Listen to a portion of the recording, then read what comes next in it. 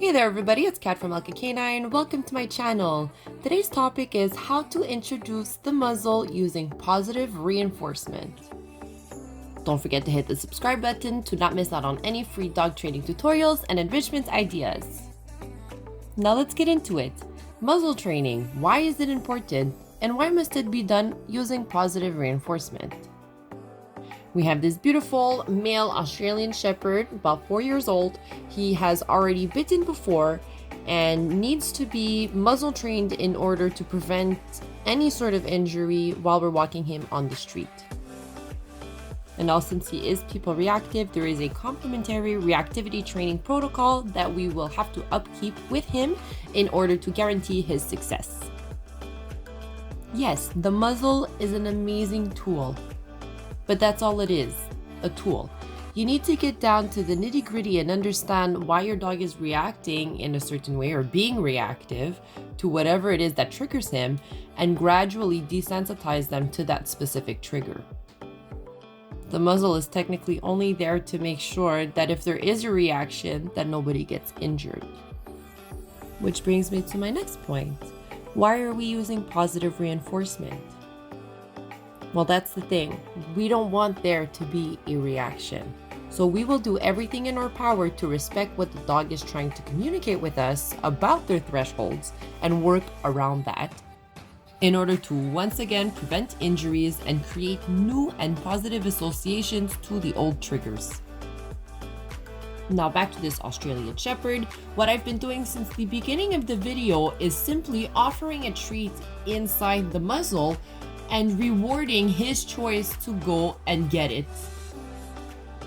Since I want this to be gradual and positive because it is an introduction, what I started doing in the beginning was to simply reward when his snout was inside the muzzle, and then slowly with a couple of practices, I will try to see with just a little bit of movement near his face with the strap if he removes himself.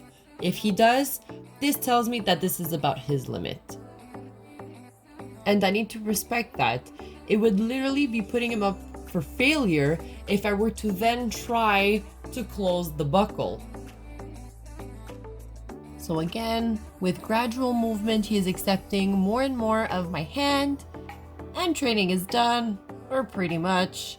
These sessions don't have to be very long and tedious. They need to be fun, they need to be light, and you're better off practicing them multiple times a day for smaller amounts of time than for longer amounts of time, less times a day. And now if I want to do a recap, I'm just going to put some treats on the floor and restart our whole activity from scratch so you can see really from A to Z the improvements that we've gotten so far today. He does so great, look at this. It's amazing. Even with my hand on the strap up there, he's willing to put his little face in it just to get that treat.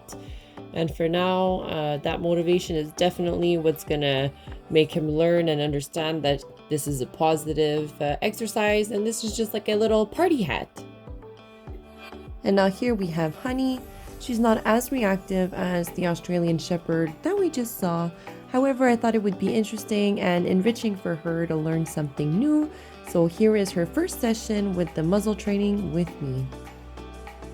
I'm using the same technique as with the other dogs, so basically just placing a treat inside the muzzle, so she has to place her face in it by herself and go get the treat.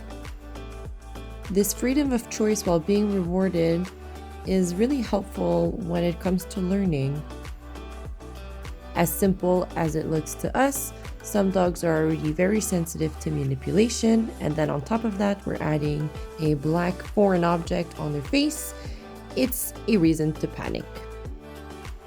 This is why we use positive reinforcement with a piece of cheese, for example, placing it inside the muzzle and giving her the choice to actually go in it herself. I like using a treat that lasts pretty long, that can be nibbled on in order to create a sort of duration inside the muzzle.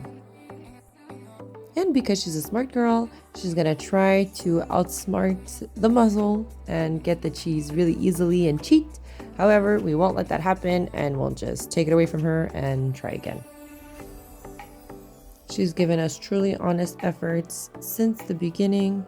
She learned so much today, and you can tell this is a total confidence booster. She's really proud of herself, and so am I. So here I'll offer her a short break and drizzle some treats on the floor near the muzzle.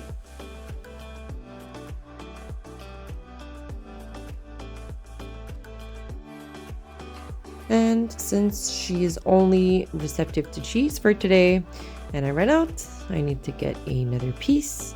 And here she is jumping on me, and I wanted to take the time to kind of explain this type of behavior.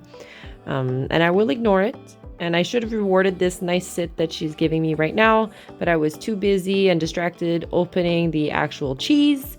But when she gives it to me, I'll make sure to reward that one. This is typical puppy demanding behavior that was never corrected or modified. So I'll just help her out by rewarding her only when her forepaws are on the floor or if she offers me a nice sit. And now I'm standing, so I just want to make sure that she remembers what to do with the muzzle, even if I have changed position. And now at this particular point, I think the strap, my hand close to her face, and the fact that I was standing and kind of like bent over, this was kind of a lot for her, so we're just gonna do it again. And there we go. Good stuff.